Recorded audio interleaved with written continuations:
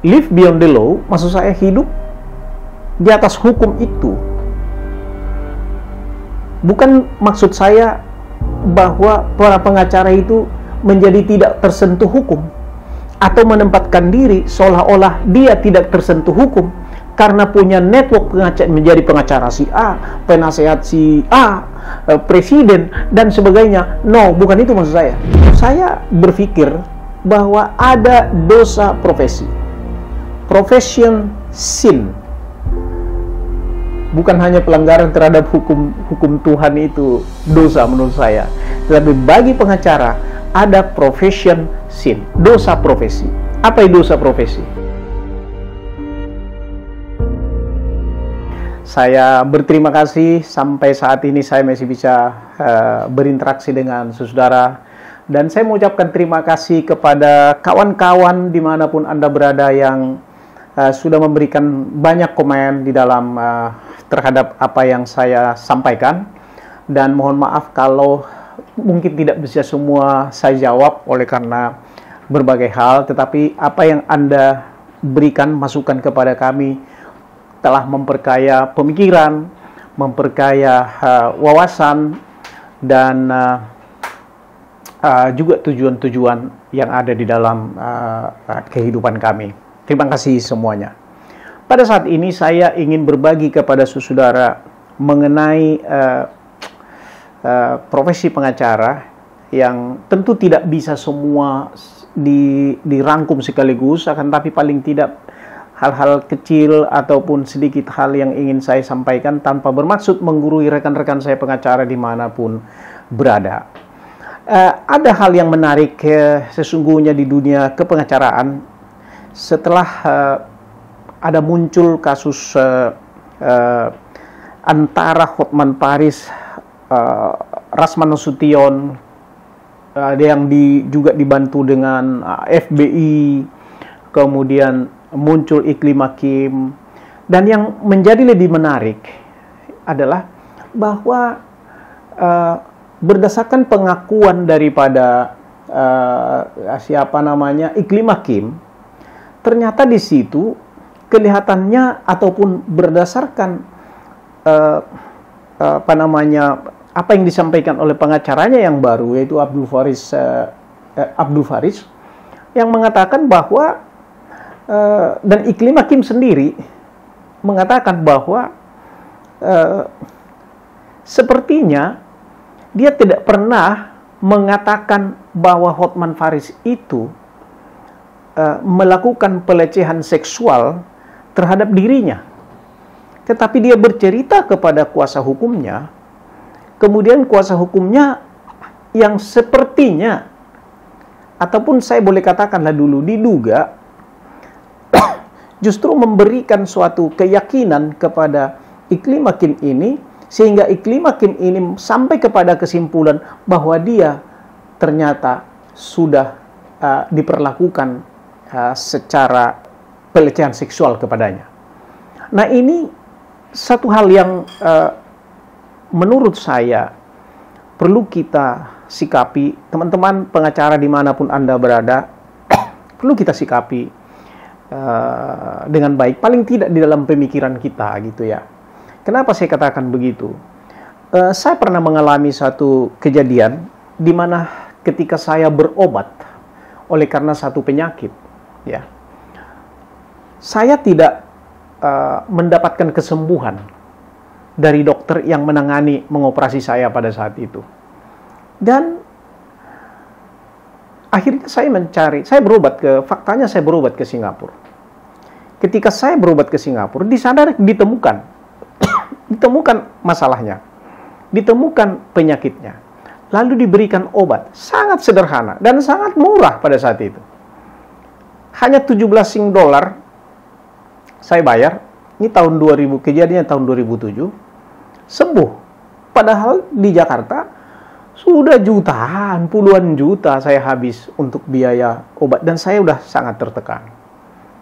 Lalu singkat cerita, lalu kita mengadakan gugatan malpraktek dan kita menangkan di pengadilan. Ada istilah malpraktek dalam dunia kedokteran. Di dalam kepengacaraan, ketika seorang pengacara salah memberikan masukan, salah memberikan nasihat hukum kepada kliennya, siapakah yang bertanggung jawab? Ini perlu kita pikirkan. Apakah masalah strategi beracara? Saya yakin strategi beracara dan substansi hukum, substansi nasihat yang diberikan, itu dua hal yang berbeda. Saya belum pernah melihat hal ini dikupas ataupun dipersoalkan oleh para senior-senior kami di organisasi. Saya ingin menyampaikan kepada pimpinan kami di organisasi Pradi. Ya. Buat saya bernaung di bawah Pradi pimpinan Otto Hasibuan pada saat ini. Ya. Tetapi buat saya Pradi itu sepanjang menyandang nama Pradi yang saya harapkan tetap menjadi single bar nanti, saya menyampaikan ini kepada para pimpinan, baik Pak Luhut, ya, baik kepada Pak Junifer. Ini perlu kita pikirkan. Bagaimana supaya jangan terjadi malpraktek dalam kepengacaraan ini. Karena menurut saya, ya, dan sebelum saya lanjutkan, bahwa di dalam saya pernah mengetahui lah, di Jakarta ini ada seorang klien memperkarakan, ya, penasehat hukumnya, dalam hal ini konsultan, legal konsultannya. Oleh karena legal konsultan ini memberikan informasi ataupun memberikan nasihat hukum yang salah, ya, kepada kliennya, sehingga kliennya dirugikan oleh nasihat yang diberikan tersebut. Nah, sekarang dalam dunia kepengacaraan, kalau kita mau memperbaiki ini dengan baik, supaya jangan lagi terjadi hal-hal seperti sekarang ini yang carut-marut, yang akhirnya hanya merugikan klien, ya, menimbulkan masalah baru kepada klien, maka hal ini perlu disikapi dengan baik. Ini saran dan masukan saya kepada Pak Otto, Pak Junifer, Pak Luhut, ya. Ini perlu kita pikirkan dan dirumuskan agar ada satu tindakan yang bisa dilakukan terhadap praktek-praktek ataupun terhadap nasihat-nasihat hukum yang tidak tepat, yang salah kepada para penasihat hukum, agar benar-benar tercapai officium nobile itu. Karena sesungguhnya profesi pengacara bukan profesi terkait uang. Tidak ada kaitannya dengan uang. Sama sekali tidak ada. Tetapi kaitannya adalah membuat suatu perkara itu menjadi terang benderang, sehingga bisa diketahui mana yang salah, mana yang benar, dan terciptalah keadilan hukum. Seorang pengacara memang harus membela keadilan, membela kepentingan hukum daripada kliennya. Tetapi bukan berarti menciptakan suatu cerita ataupun rekayasa terhadap kasus yang ada, menciptakan masalah baru, sehingga boleh jadi mungkin akhirnya kita menang sebagai pengacara. Akan tetapi that is not officium nobile. Itu perampokan kalau menurut saya. Jadi ada banyak para ahli-ahli hukum, para pengacara yang luar biasa, ya, yang kita tahu, ya, bahkan di akhir hidupnya dia miskin, tetapi dia benar-benar officium nobile. Ya.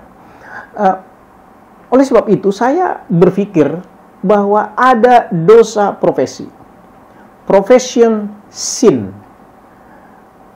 Bukan hanya pelanggaran terhadap hukum Tuhan itu dosa menurut saya, tetapi bagi pengacara ada profession sin, dosa profesi. Apa itu dosa profesi? Dosa profesi adalah merekayasa satu fakta ataupun kejadian yang ditampilkan ketika membela klien, ketika mencari keadilan itu sendiri. Maka itu sesungguhnya bukan tujuan pengacara, dan itu adalah dosa profesi. Nah, oleh sebab itu saya tidak bermaksud menasehati kawan-kawan, tapi tadi usul saya kepada para pimpinan kami di organisasi, silakan dirumuskan ini, dipikirkan ini. Itu yang pertama. Yang kedua adalah bahwa ternyata tidak semua yang kita lihat itu seperti itu adanya. Tidak semua yang kita dengar itu seperti itu adanya. Tidak semua yang kita rasakan itu seperti itu adanya. Banyak hal yang kita lihat itu seperti tertipu kita oleh mata kita sendiri. Ya. Dan inilah yang terjadi. Oleh sebab itu, supaya terang benderang satu persoalan, yang pertama sebenarnya harus terjadi adalah bahwa para pengacara itu sesungguhnya haruslah live beyond the law. Live beyond the law, maksud saya hidup di atas hukum itu.